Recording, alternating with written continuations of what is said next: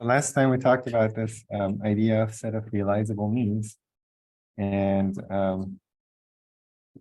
the idea was that if I look at the sufficient statistic of the family, and if I look at all the possible means that can be realized by a density with respect to the underlying measure, then this set can be, every point in the interior can be realized by an exponential family with the sufficient statistic and the density with respect to that underlying measure. So for example, the way that we stated it is that this gradient mapping from the interior of the domain of A to the interior of M, which is the set of realizable means, is a one-to-one and onto mapping. Okay, so that in a full rank canonical exponential family, this is like a technical condition which we, for example, if the set is open, this is automatically satisfied. So in a full rank canonical exponential family, if the natural parameter space has no boundary, then this would be true. And so this result is interesting. There's even something more interesting, which is, I'm going to have it here.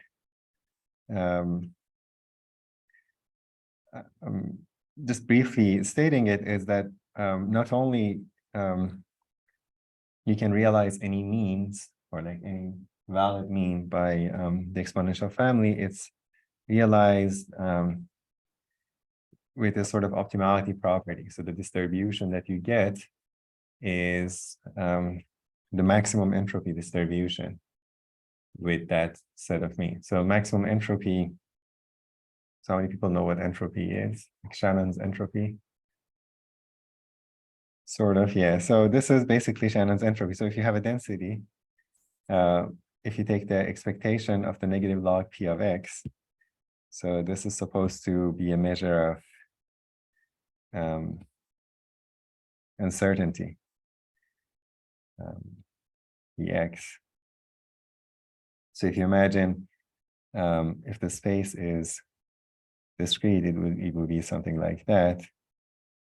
So if you know a little bit about information theory, so this is a big deal in information theory. So Mr. Shannon in 1940, wrote a paper, initiated information theory, and it introduced this idea of entropy and mutual information. And they characterize, for example, how much information is. So entropy characterizes how much information a source has. So if you want to transmit like a sequence, if the sequence is IID, for example, if basically like so let's say if the sequence is always like A, there's no information. I just don't need to transmit. We just like ahead of the time discuss that A is going to be sent for forever. And so zero information. So that would be like suppose you have like a sequence on English alphabet. I forgot how many letters are in the alphabet, let's say 20 something or 30, depending on what alphabet you talk about. But like all the mass is on A, zero mass elsewhere. So if you imagine like the sequence is IID from this distribution, the distribution, if you calculated mass 1 on N, so A would be like X. So X would like vary. So let's say the first letter of alphabet, the second letter of alphabet, and so on. Okay, let's say A, B, up to Z. So this X varies over A to Z. So there is, in this distribution, there is zero information. So the entropy would be zero. On the other hand, there's an opposite in which like there's a lot of information. Every symbol basically carries information. So I can't. So what is that distribution that has like the most and like information? Uniform, yeah. So that's basically intuitively the one that puts mass, equal mass on how many letters are in the alphabet, whatever N, whatever that is. And if you calculate it, there would be like 1 over n, and then negative log n, like 1 over n, sorry. And 1 over n is like, when you have to sum, so you get log n basically, right? Because all the terms are the same. So log n would be the maximum. And so the distribution without any constraints that maximizes the entropy is the uniform distribution, okay? And this the entropy measures the sort of amount of information. So, like a measure of uncertainty. The more uncertain it is, things are uncertain, the more information they have, because you can't ahead of time predict what happens. And then you can extend this idea, like Shannon's idea, is like more interesting, not necessarily IAD sequences, but for IAD sequence, basically it reduces to this. So if how much I can compress basically is like determined by this entropy. So I'm not going to go into details, but just to mention, there is a connection between like how you view information and this quantity.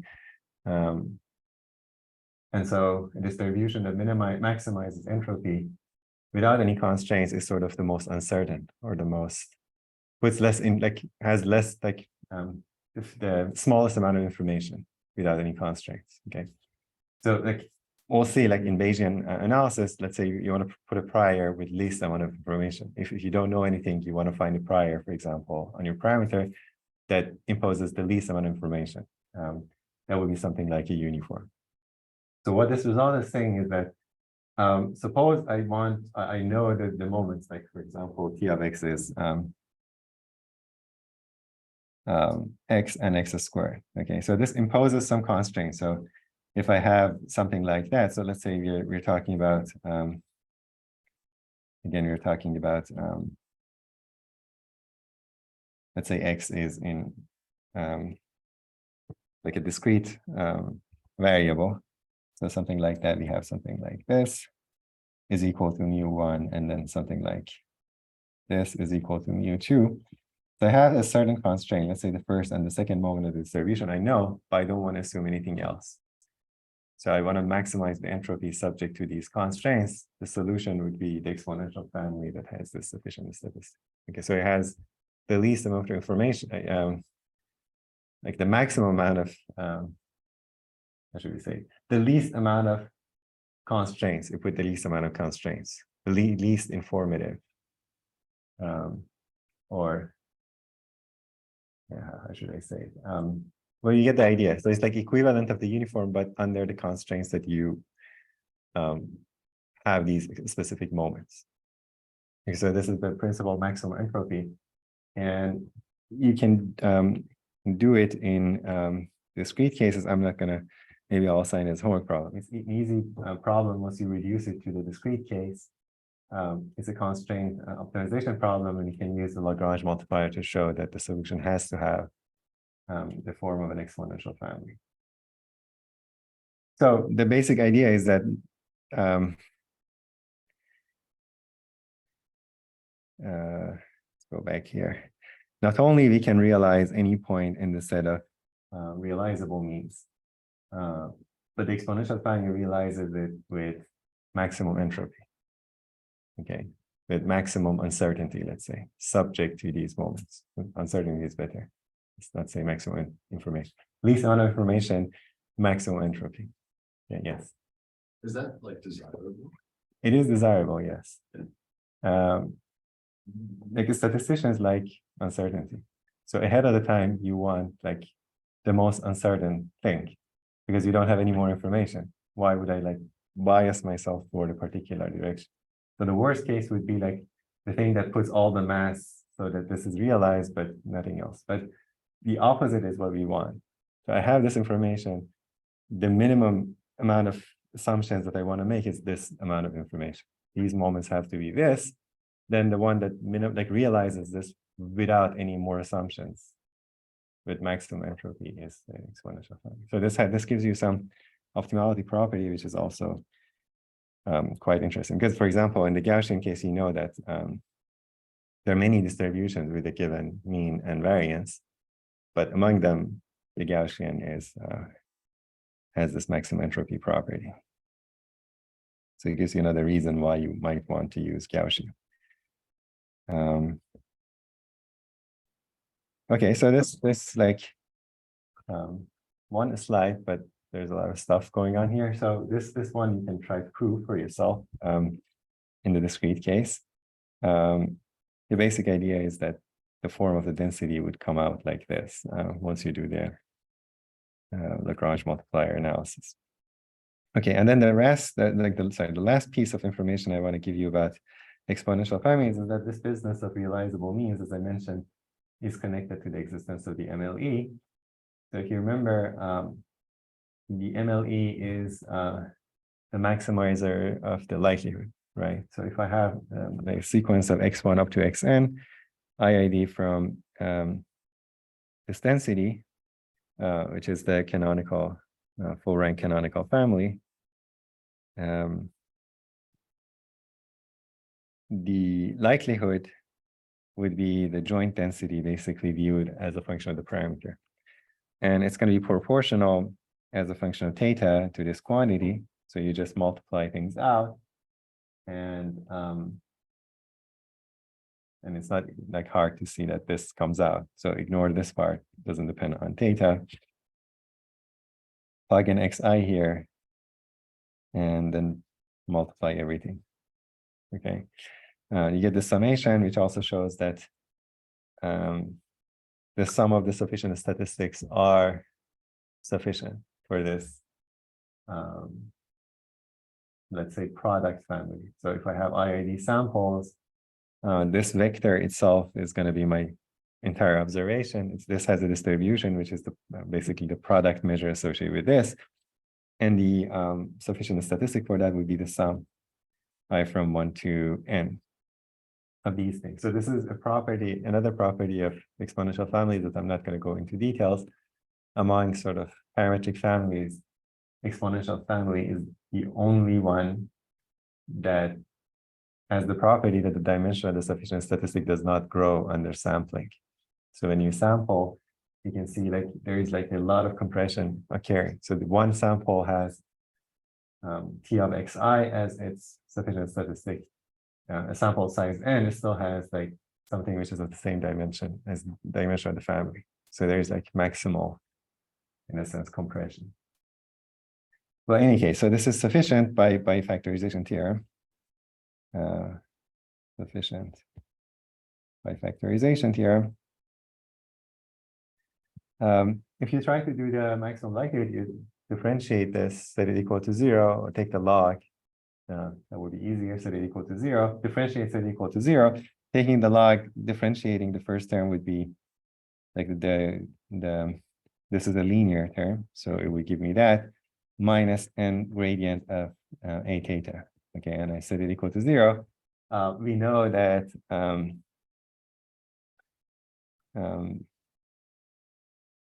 this has to be the solution of this has to be the maximum. Anyone can argue. Take the derivative of, I can take the log, so take the log likelihood. That would be the log likelihood inside there, up to a constant, and the derivative would be this. I'm setting it to 0. The solution has to be the maximizer. Why not, for example, a stationary point or a minimum? Usually like the gradient equal to 0 gives you either a stationary point, which could be either a minimum or a maximum or a saddle point. So why can I claim that this is going to be a maximum? Sorry? Concave, yeah, great. So A is convex. So negative A is concave. So this is concave. And a full rank family, we also know that it's strictly concave, actually. How about this term? It's linear, both concave and convex. So it can take any like role depending on what I need. So I need to be concave. So concave plus concave is concave. So this whole thing is a concave function, and strictly concave, so it has a maximum. So there's just one point that has a maximum, and that point I can find by this. So I don't need to worry about the second derivative, but you can take the second derivative and do the second derivative test. Second derivative would be negative Hessian, and it would be negative definite. So it shows that this looks like this. In any case, so this I'm gonna have to solve this. If you try to solve this, you can see that you need to solve gradient of okay, let me do it elsewhere. Actually gonna do it here. So you need to do if I want to solve this, I ended up solving for you can rearrange, right? That we get 1 over n summation I from 1 to mt of xi. I'm going to call this mu hat, right? If you remember, this is an estimate of the mean parameter, right? So this is like approximately e theta of t of x. And you can also see from this equation, because this side is really e theta of t of x. But in any case, I have to solve this. So I have to invert this relation, right? So I need to be able to solve this. And the only way I can solve this is that this is in the image potential of all the potential means, right?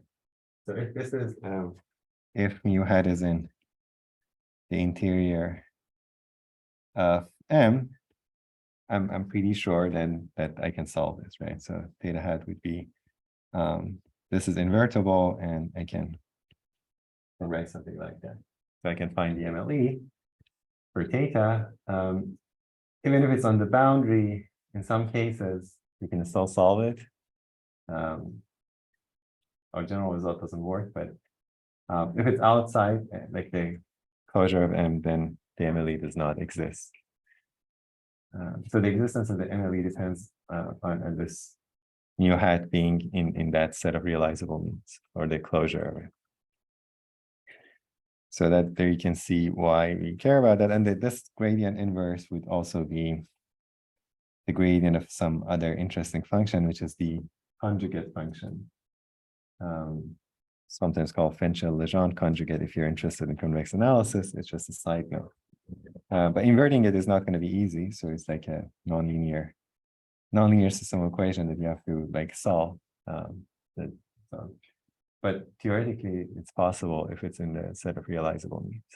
Okay. If it's outside M bar, then the MLE does not exist. At the boundary, you have to determine case by case. Okay, so if you're lucky, you're inside the interior, and everything is fine. Okay, so finding the MLE in the exponential family is sort of immediately connects to this idea of the gradient mapping being a one-to-one mapping from the natural parameter space to the mean parameter space, basically. Okay, sounds good. Right. Okay. An example, for example, just like a comment in logistic regression, which how many people know what logistic regression is? Okay. In logistic regression, if you write down the model would be like there's a condition on the x's that the model would be an exponential family, and you know that you can't compute the MLE like directly. Usually, you do it by numerical approaches. Basically, you're solving this, and if you happen to apply logistic regression to a data which is separable, like logistic regression for binary classification, and if the data is perfectly separable, like I have a bunch of data here, they're not generated from the actual model, because if you generate from the actual model, they're not going to be perfectly separable. But you're applying logistic regression on a data set that can be separated perfectly by a hyperplane. If that's the case, then you'd see that the MLE is going to go to infinity. So this is a case where you can show that that quantity is outside. Basically, the boundary would be at the infinity. So the set would be the set of realizable means would be open, and the boundary would be the infinity. The natural parameter space would be open, and so you'd have to go to infinity to realize the MLE. So that's not so. So this case that I'm talking about is not so. Let's say exotic, like even in logistic regression, which people like. If you're doing it with separable data, you'd see that you run into the issue that the MLE does not exist, or it's like exists at infinity, basically. Okay, in any case, that's enough of discussion of exponential families. Any questions, comments?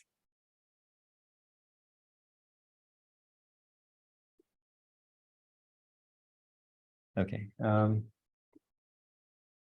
Okay. No questions. Everyone's happy. So, okay, let's move on. So we spent so much time on this. They're very useful. They have a lot of properties. But let's move on to the next topic. So now I want to go back to the idea of risk and risk minimization.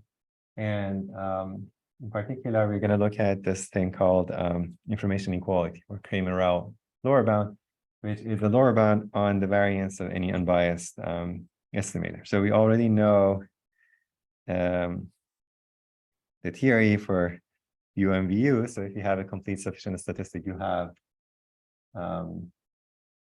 you have the existence of UMVU, which gives you a lower bound on the variance of any unbiased estimator. So why do I need this? Because in practice, it's hard to find the UMVUs, or you might not have a complete sufficient statistic. There might be no guarantees of that. But this information equality gives you a lower bound, which hopefully works in general. It might not be tight, but gives you some lower bound. And occasionally it's tight. So how many people know Cramer-Rao? Okay, so what is Cramer-Rao lower bound? See if people. It's a lower bound on what I mentioned, but a little bit more information about it, maybe. Steve. The variance of estimators lower bounded by reciprocal of the Fisher information. Okay, good. That's the Cramer-Rao lower bound. So there is this general lower bound that we have, and it's related to the reciprocal of the Fisher information. That's another measure of information, like mutual information of Shannon entropy, which comes into play when dealing with statistical problems. So that's what we want to talk about. But because it seems like most of you know it, we're just going to be hopefully fast. I just want to remind you how it's proved, and the proof is really an application of Cauchy-Schwarz. We're going to do it first. We're going to drive. So that statement with the inverse of the Fisher information requires some regularity conditions. I'm going to first prove a result which holds without much regularity condition. It's known as the Chapman-Hammersley-Robbins HCR inequality. And then we manipulate the argument a little bit. That would give you the famous version of Cramer-Rao bound. So the idea is to use the Cauchy-Schwarz. And so if you recall what our discussion about L2 spaces was, there is this Cauchy-Schwarz inequality, right? Which this is saying the inner product of two random variables squared is bounded by the L2 norm of x times the L2 norm of y. And this is squared, right? So if you remember that the inner product we defined to be the expectation of x times y, this makes a lot of sense. So this is the usual Cauchy-Schwarz that you have, right? And this is just a translation to random variables using that inner product, right? So if I write Cauchy-Schwarz, which is one of the fundamental inequalities in mathematics, for vectors, it's like this. Translated to the inner product that we have for random variables is this. And if I center the random variables, so if I apply instead of x and y, I apply it to basically x minus expectation of x and y minus expectation of y. These are perfectly valued random variables. On this left-hand side, I get the covariance of x and y. And the right-hand side, I get the product of the variance. Okay, so that's another view of Cauchy-Schwarz, and this inequality is probably also very familiar to a statistical audience or like statisticians. This is just saying that the correlation coefficient is bounded by 1 in absolute value, right? So if I divide both sides by the variances, that would be the square of the correlation coefficient. So sometimes this is called covariance inequality, or whatever you want to call it. If it's statistically means that the Pearson correlation coefficient is at most 1 in absolute value. Okay, so what does this have to do with Cramer-Rao lower bound? Basically, Cramer-Rao lower bound is a clever use of Cauchy-Schwarz inequality.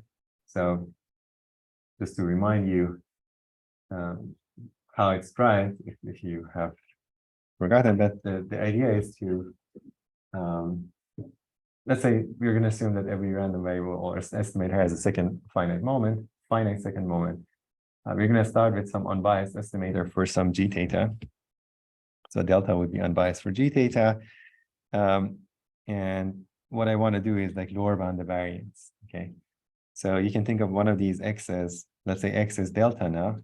I'm going to rearrange, I get the covariance of delta, and I'm going to pick another name for y, like psi. Psi would be another estimator. And so from this Cauchy-Schwarz inequality, I get this lower bound. Okay. There is an issue with this, which is so this lower bound, this right hand, like the, let's say right hand side, depends on delta. And so it's not a uniform lower bound on any unbiased estimator. If I vary delta, this is going to change.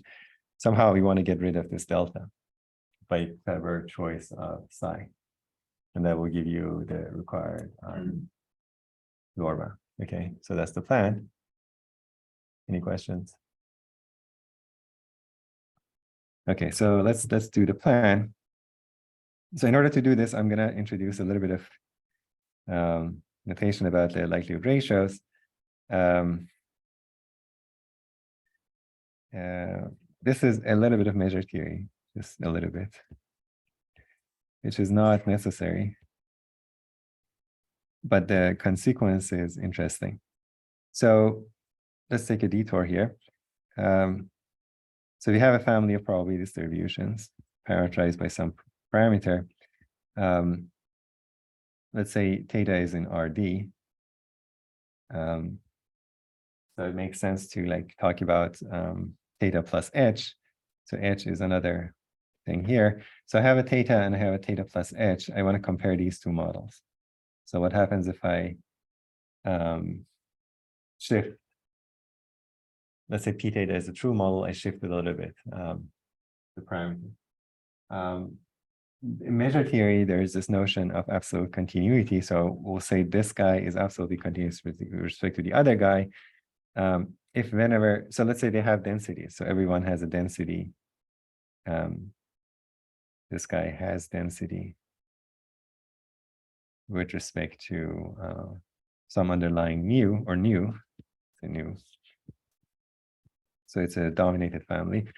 We'll say that this is absolutely continuous with respect to the other one. Is whenever the density of the left-hand side is 0, then the density of the other one is 0. So intuitively, what it's saying is, so I have like p theta, that's my p theta plus h, and at some point it puts 0 mass. So let's say this is the support. Here it puts 0 mass. What it's saying is that if it's, let's say the other one. Let's do a little bit better. So this is p theta. So p theta puts 0 mass here and 0 mass here. So that's their support. P theta plus h would be absolutely continuous with respect to this guy if it doesn't put any mass where p theta puts 0 mass. Okay, so the mass of the other one would have to be, it could be like something here. But basically the support of this guy is included in the support of the other guy. So it's like he puts mass maybe more in more places. Sorry, put 0 mass in more places. But so basically the support of p theta plus h includes the support of p theta. Okay. So whenever p theta is 0, wherever it's 0, the other one is 0 as well. Okay. And so whenever this happens, this is also related to the notion of common support that we discussed. So if they're mutually absolutely continuous, then they have common support, essentially. Okay, so this is saying support of one is included in the other. If it goes the other way, then you have common support. So whenever we have this absolute continuous relation, I can define the likelihood ratio, right? Likelihood ratio of this guy, which is absolutely continuous with respect to p theta, relative to this guy is well defined. Sometimes, like you see in measure theory, they write it as dp, this measure relative to this measure. So the second derivative of this relative to that, it would end up being equal to the ratio of the just the ratio of the densities. So this is going to be a function of x. So we p theta plus h of x divided by p theta of x. So this is the usual notion of likelihood ratios. Okay, so the ratios of the densities. It's well defined because wherever this is 0, this guy is going to be 0. I don't have to worry about. Both of them are 0, so I just ignore those parts of the space. Whenever this is non-zero, this could be 0. You get 0 likelihood ratio. But the point is that I don't get a case where this is 0 and this is non-zero, so I have to worry a little bit about. Yeah. So the places where both 0 we can ignore. So this is the likelihood ratio. Why it has a significance? Because I have this change of measure formula, which is one of the other uses of likelihood ratios. I can change from one measure to the other. So I want to take the, let's say, expectation of delta, let's say under, so remember this notation. This notation is basically saying, I want to take this is the shorthand for this. And what it's saying is take the expectation of this guy, assuming that x is distributed like p theta plus h. Okay, so we want to compute the expectation. Let's say I want to compute the bias of this decision rule under this probability distribution from my family. I can translate it to computation of another expectation under p theta. Okay, so I can shift it to the other measure. So the idea is that I write this as integral p theta plus h x times it's like delta x p theta times dx. Okay, and I can do it on the for x's for which this is positive. Okay, I don't have to consider any x's for which this density is 0, sort of. Right? Okay, and what happens is that wherever that's positive, then p theta has to be positive as well, by absolute continuity. Because otherwise, if this is 0, the other one has to be 0. So I can do this. So that's the part that we used. Absolute continuity, and then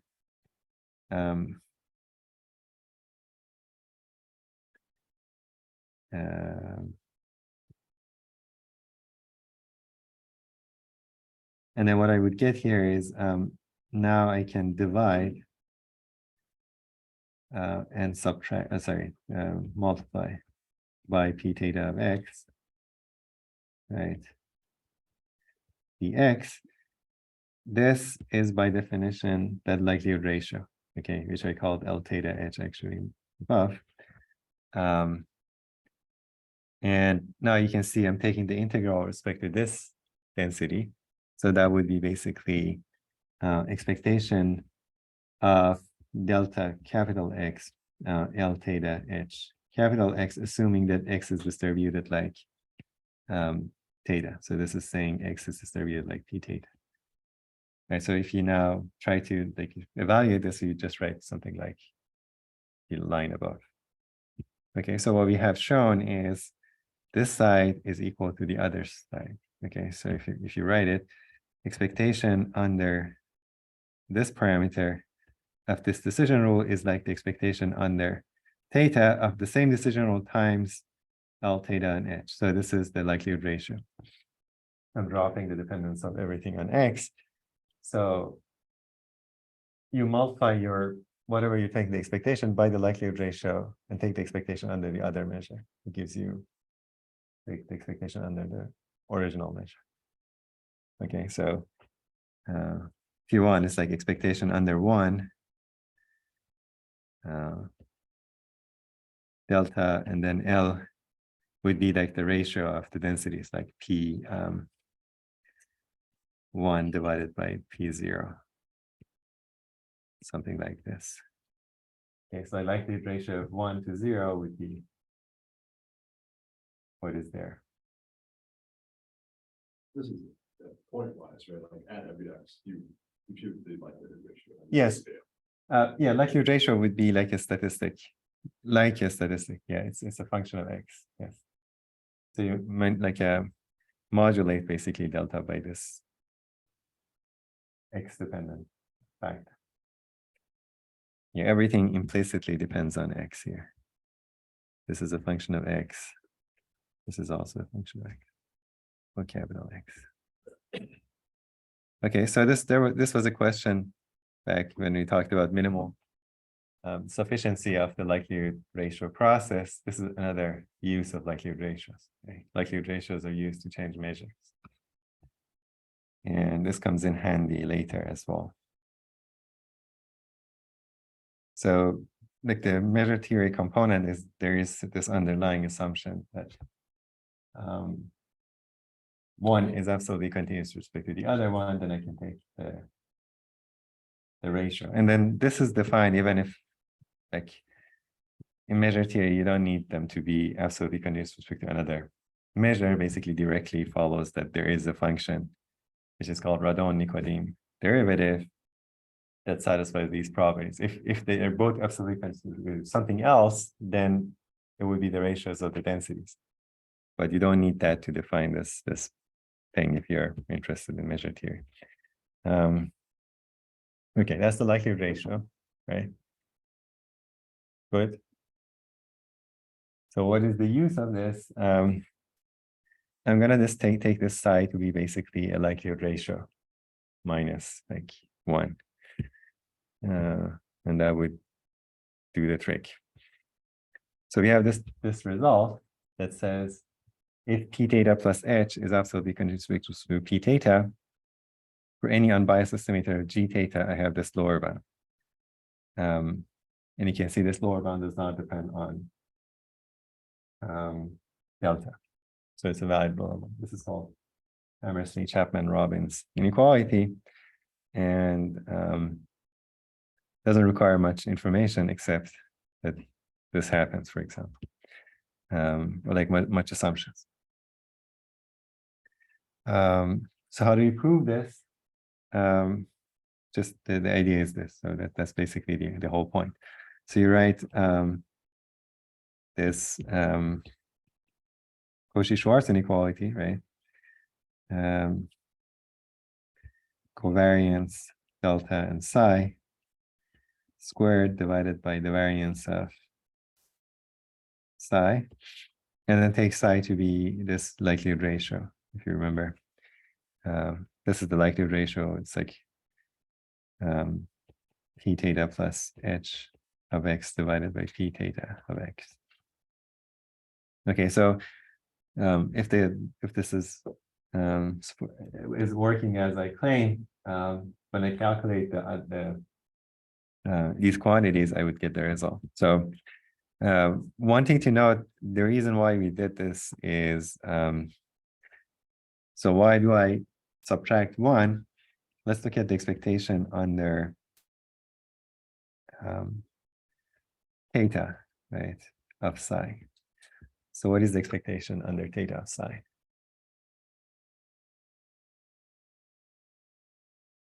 So there's this result, right? There's I'm going to write this here to remember for you to remember. This is what we showed, which we can use quite often. Delta times L theta h. This holds for any delta. In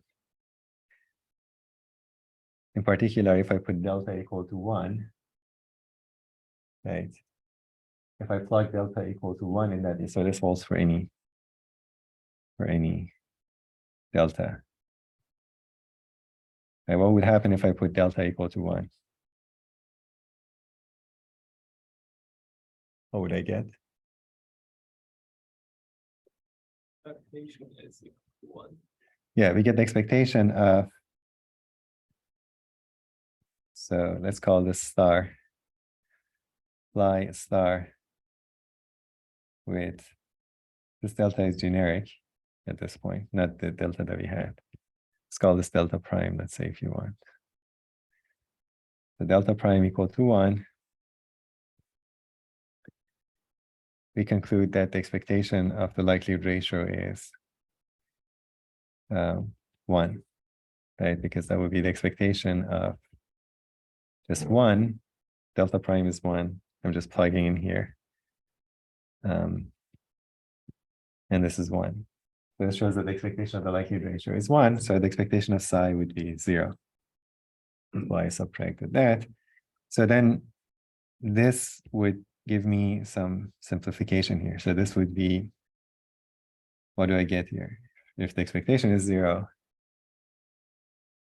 can I simplify this?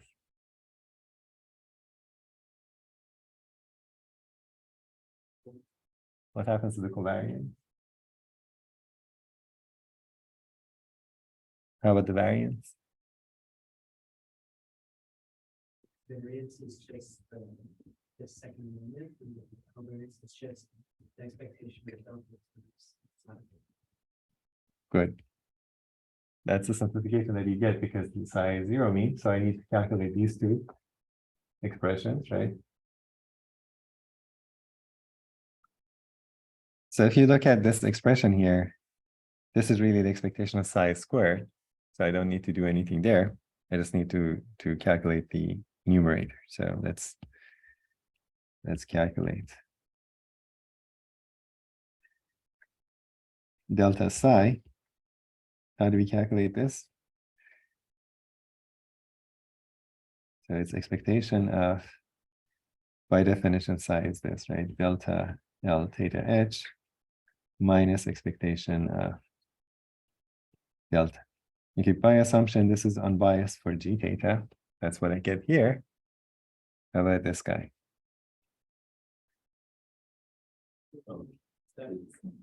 Right, identity star. What would I get?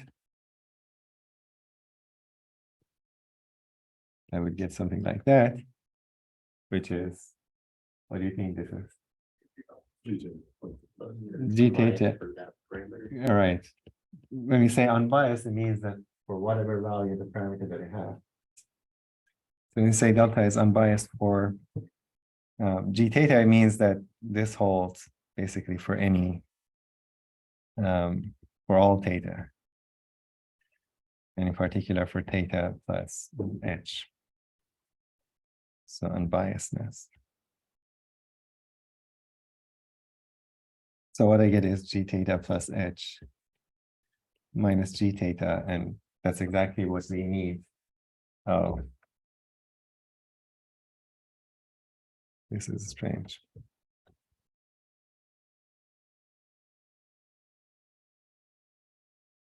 So this is exactly what we need, right?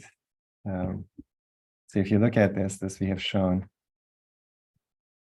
this is basically squared, right? And so we have shown that this is g theta plus h minus g theta squared divided by expectation L theta h minus 1 squared. Okay, so that's the claim basically. Okay, so that proves it. Questions? So it's like Cauchy-Schwarz inequality plus a clever choice here in terms of the likelihood ratios and the change of measure property of the likelihood ratio. So the question now is, okay, have a bound. Questions? Yeah. It depends on age is what you're right? Like, Great. That was where I was going. Yes. So any other question? Yeah. You had a question? No, no question. Yeah, so this depends on h. And so for every h, we get a bound. usually there's a natural question here, right? Once you have a bound that's parameterized by a parameter, you can ask a natural question. Optimal is What is the optimal bound, right? Okay. So how do I get an optimal bound?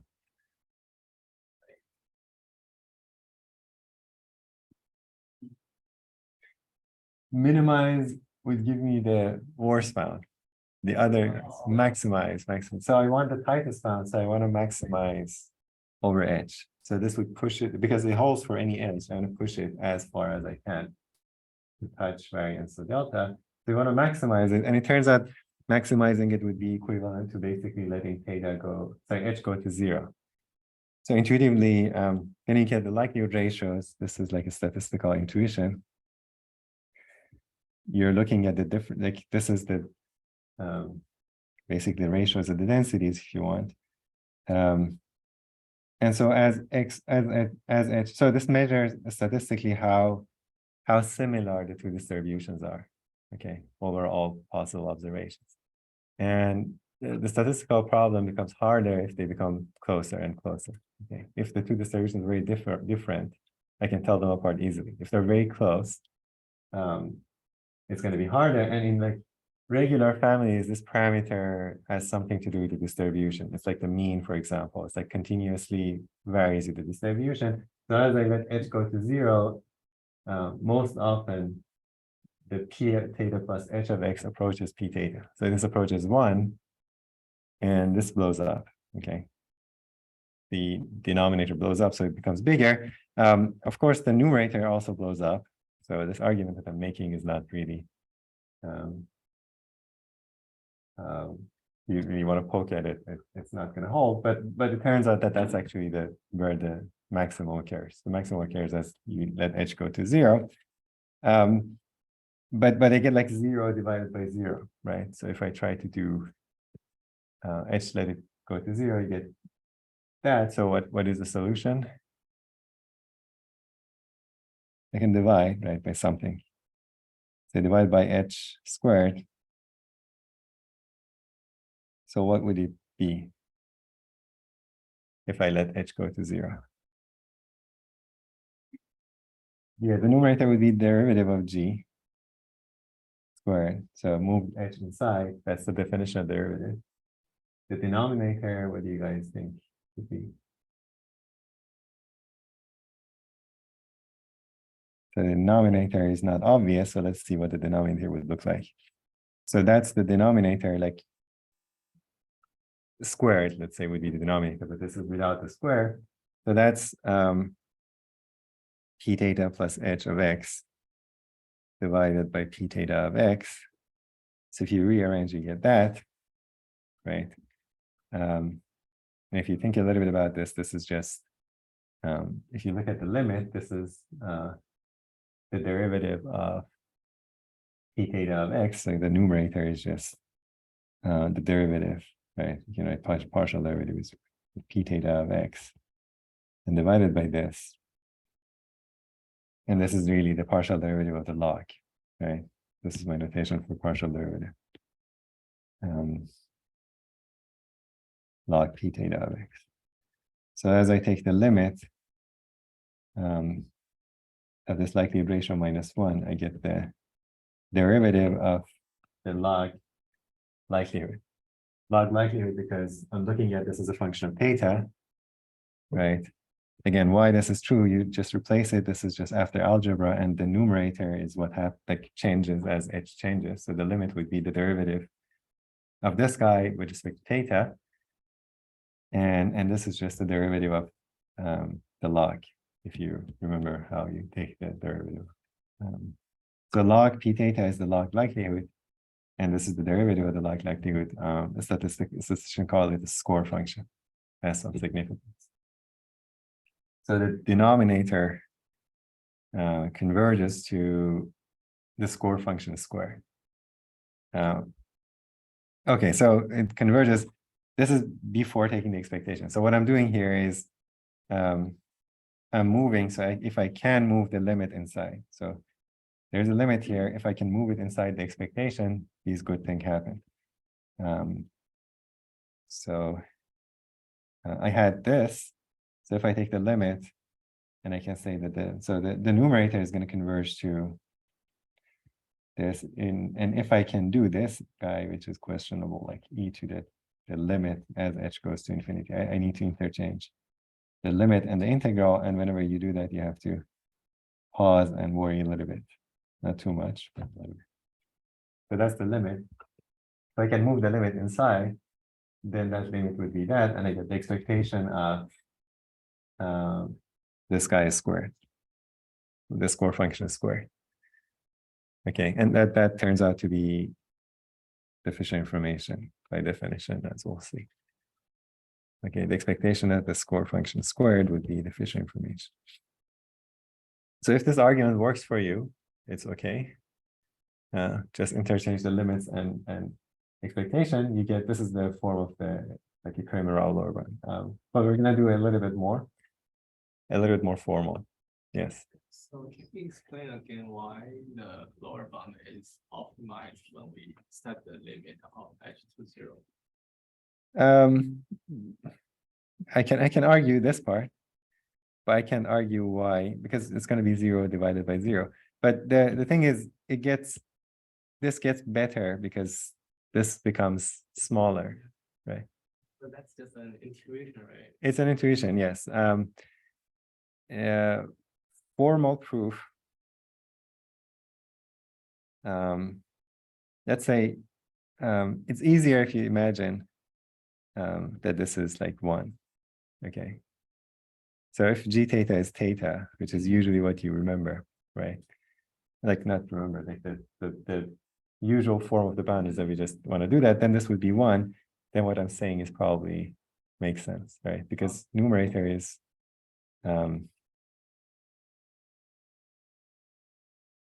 it's like The numerator is just still like divided by h, right? Yeah. I don't have a good answer here, but so okay, so g theta is equal to theta, right? So this bound would be g theta plus h minus g theta, which is h squared, right? So once I plug it in, I get bigger than h squared divided by that guy, and it's basically like 1 over this divided by h squared, right? Then you have to argue that this gets bigger as you approach. So can we argue like the right hand side is like if we see that as a function of h, it is monotone at the neighborhood of 0. This function is monotone.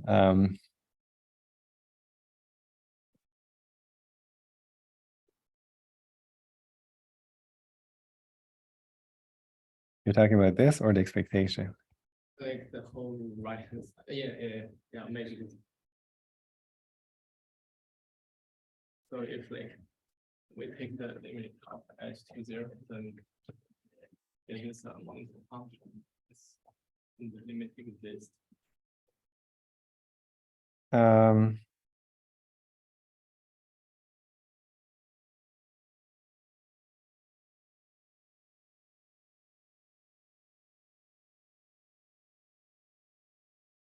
Even if you argue that it's like monotone in a neighborhood, it doesn't tell you why for large h. Oh, It's yeah. not necessarily, That right? that also makes sense. Maybe that's not. Let's see. That function with h, and then show that it's always. Take the derivative with respect to h. That would be a little problematic. So you guys can think about it. I'm not going to try it because I don't know if that's going to work. It's a good question if you can argue that this is necessarily always the case. Just my argument is not that solid. So you can, as I mentioned, you can poke. But if you can prove it, let me know. If you can show that this is going to get better. But This also has something to do with expansions of the likelihood. So maybe later we'll see. So you can expand, actually expand the log likelihood, like the quadratic approximation of the likelihood. Maybe that would give you something, but again, it would be close to theta. Close to theta, you might be able to say something. But I can't prove it. Maybe there are some cases for which actually this would be better. I don't remember. So the question is that, is it maybe in some cases this is actually better than so the limiting case? But it turns out that the limiting case oftentimes give you a good bound, like sometimes tight. It means that we're doing maximization in some cases. But any case, so that's just a heuristic argument. That's what Cramer-Rao bound is. It's the limit of this. But I'd say take it with a grain of salt. It might not be the best bound in general. Yes. Good question. Any other? So I just, if at this point you're done with Cramer-Rao bound, you can like check out of the class, like zone out. But we can do more if you want. We can try to make it a little bit more precise, not too much. But we want to do this interchange of limit and expectation, right? The way we do it, and I want to give you the more general multivariate version as well. You can assume the assumption that you want. The main purpose of this is make it a little bit formal and also do the multivariate case. The formality is just there to justify the interchange of integral and expectation. So suppose we have this, I'm going to use this notation now. It's a little different than the log likelihood notation we used before, but L theta of x is log p theta of x. That's the log likelihood. What is the score function? It's the gradient of this with respect to theta. And sometimes I put a dot on top for simplicity. So L dot, this is like physics notation or Newton's notation probably. One of the guys who invented the derivative, that was his original notation. This gradient or partial is like Leibniz notation. So Newton's notation didn't, if I recall correctly, didn't get popular, but in physics it's popular. So we're going to use Newton's derivative. So L dot theta, so that's gradient of log p theta.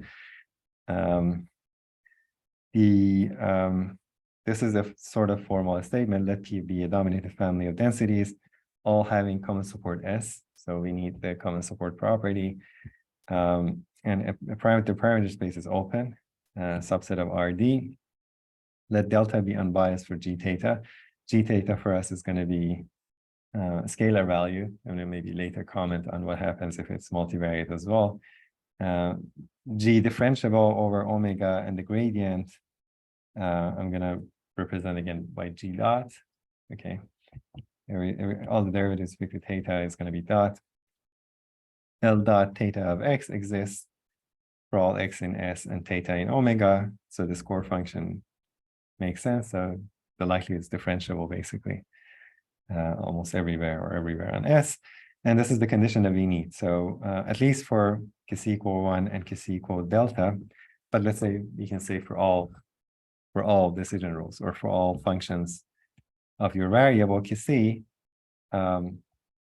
this is basically the expectation, right? So if I want to write this side, this is expectation. I'm taking the integral over the common support. So this is expectation of Kcx under theta. This is saying the partial derivatives of this are equal to this other side. I'm moving the expectation, like the derivative inside. You can see I'm taking the derivative inside the integral sign. And this holds for all the coordinates. This is the assumption that we're going to make. And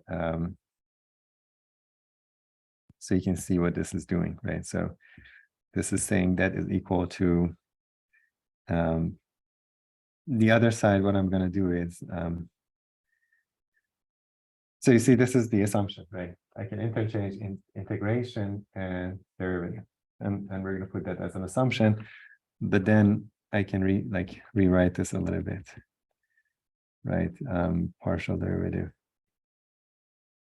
Divide by P of X, because I'm doing it on the common support, I can divide, and then P theta of X. And and you recognize this as something, right? This is the derivative of log of p theta of x, so that's the score function. So what I have is this guy is basically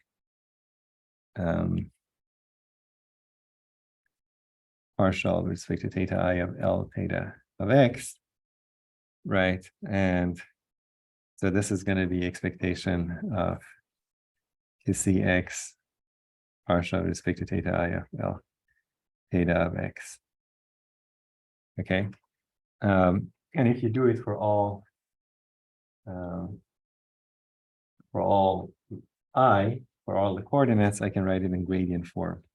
This holds for all I, so I get gradient of E theta of QC, I'm going to drop x here, is equal to expectation of QC gradient of, sorry, the log. Yeah, so that's the log, right? So I get, I'm going to write L dot of theta. Okay, that's the gradient. So this identity is basically the differential form of that change of measure, if you remember. So the change of measure said something like that if I want to change like the measure from one distribution to the other, I have to multiply by the log likelihood ratio, or likelihood ratio. This is sort of the same, saying that I'm going to basically, this is basically comparing the expectation under like theta and something very close to theta. And this is saying it's equivalent to taking the expectation of QC multiplied by the score function. So if you like contemplate this a lot, or like a little, this is equivalent to sort of the like the limit or the differential form of that change of measure. In any case, so this is just after massaging that assumption, and that assumption just says I can move derivatives and like interchange derivatives and integrals, which we're not going to impose extra condition. That's what we need. We're going to assume that, and under all these conditions, the variance of delta is going to be lower bounded by this quantity, and this quantity is you can see if everything was scalar, g theta dot would be a scalar. That would be the derivative of theta squared divided by I theta. I theta would be scalar as well, but in general, I theta is a matrix, Fisher information matrix, and it's just the this guy, like L theta dot times L theta dot transpose. So this is yeah, so this is what I have here, right? So L theta, so Fisher information is this is one way to define it. So L theta dot is the derivative, the gradient, right? So gradient of L theta with respect to the parameters. So it's a vector. And so L theta dot transpose is going to be the like just let's say this is dy1, this is 1 by d, right? So the Fisher information, this is like d by d, rank 1 d by d. When you take the expectation, it's actually going to be in general full rank.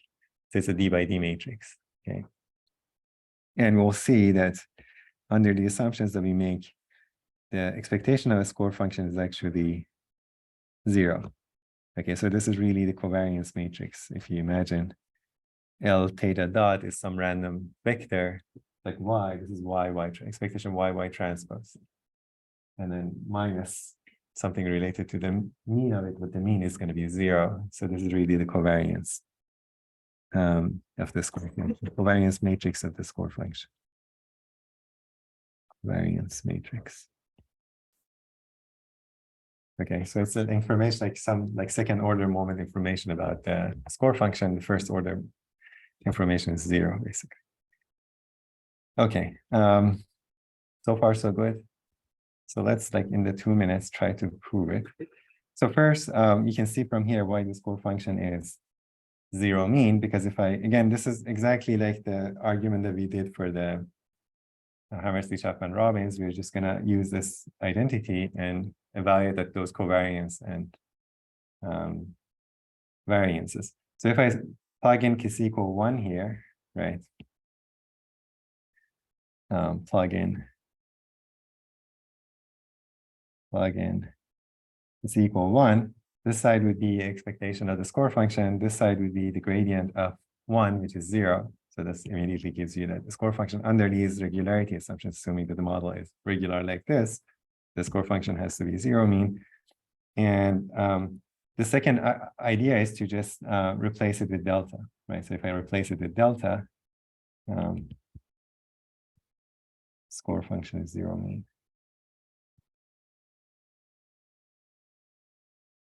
Zero mean. Plug in is equal delta. What do I get? This side gives me gradient of g theta, right? Because delta is unbiased for g theta. The other side gives me an expectation of delta L dot theta, right? Which is also the covariance of delta and L dot theta. Covariance like cross covariance because the score function is zero mean, right? Sounds good. So if things were univariate, I would have proven because I have, so if d is equal to 1, this would be just variance of delta theta. Delta is bigger than or equal to the covariance of delta the squared divided by, because it's zero mean, the variance would be, this is going to be the variance, but it's like this squared. And this is really the Fisher information. In the univariate case, it's just the expectation of this squared. So this is I theta, and this is really the gradient squared. So we proved this in the univariate case. In the multivariate case, however, I'm going to run into an issue because these things are matrices, so I can't really divide. The trick would be to actually look at this. This trick is really often used instead of looking at, so that psi that we have, right? So you have variance of delta bigger than covariance of delta and psi squared divided by the variance of psi. That psi I will take to be this guy. So A transpose L dot theta. So for some A. So now I have a scalar, so a vector A. Now I have a scalar, I'm going to go through the argument. I'm going to have a bound in the end, which looks like this. Maybe next time I'm going to come and argue it, but exactly the same arguments would go through. This is going to have zero mean because this is a linear operation and the score is zero mean. So this is zero mean, and then you calculate the covariance and the variance, and you get a bound like this. Now I have a bound which is dependent on A. I can optimize. I can maximize the bound over A.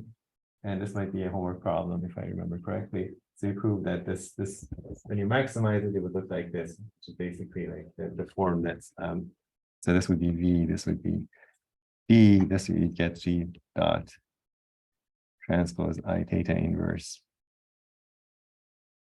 G dot.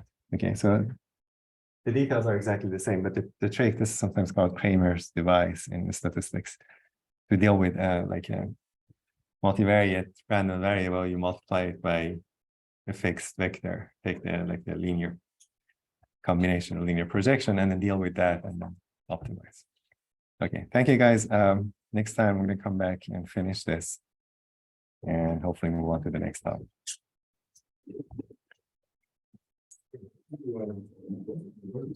Yeah,